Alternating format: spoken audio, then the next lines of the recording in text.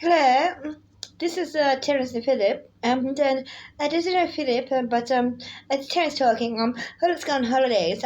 He is really impressed with what happened recently. We have in Canada we have a new prime minister. His name's Carney. And Carney was he's called that because here he's quite fond of meat, and so he calls him the Carney. And anyway, we were quite accustomed to Justin Trudeau being the Prime Minister for quite some time, and being referred to as the country with the youngest, the most handsomest Prime Minister in the world. And of course, Canada's always the best in the world.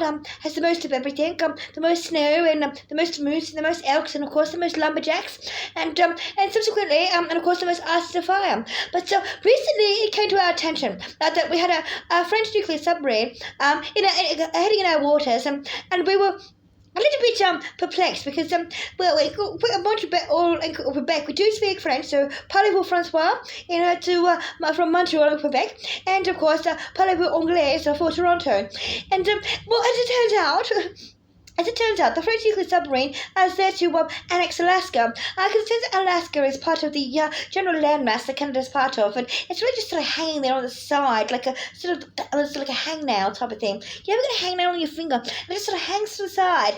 And well, Alaska's a bit like that, and it's been like that for Canada for quite some time now.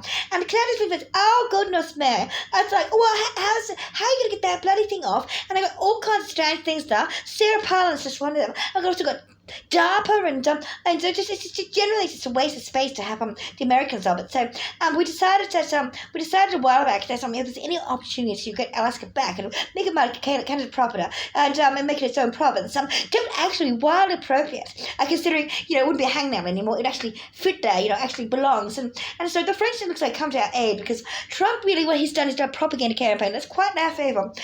He's turned around and said, oh, he wants to make Canada the 51st state of America. It's like Canada said, well, no, fuck you. I suppose that's going to happen.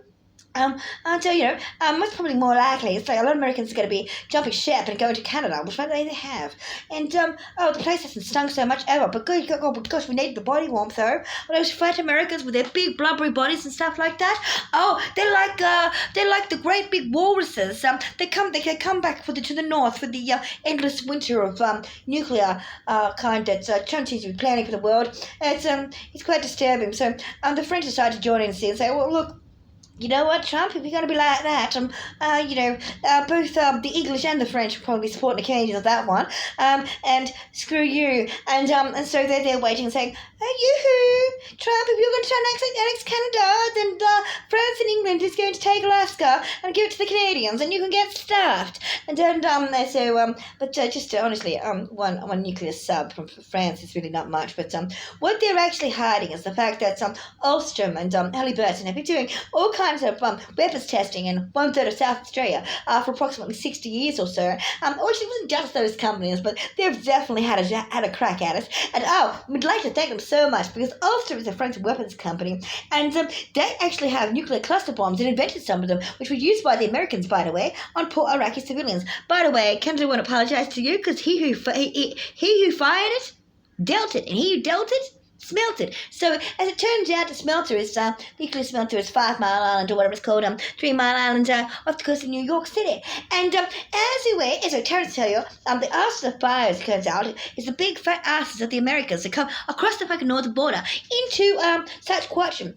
They went there looking for Bay Haldeman because I was saying, well, they want to figure out where this mess came from. And it turns out it was a technocratic party of goddamn Birmingham. And that has a history in Minnesota with May Haldeman's father. And so, well, hang on a second. Okay, so the Canadians are actually at fault for what the Americans did. Oh, fuck!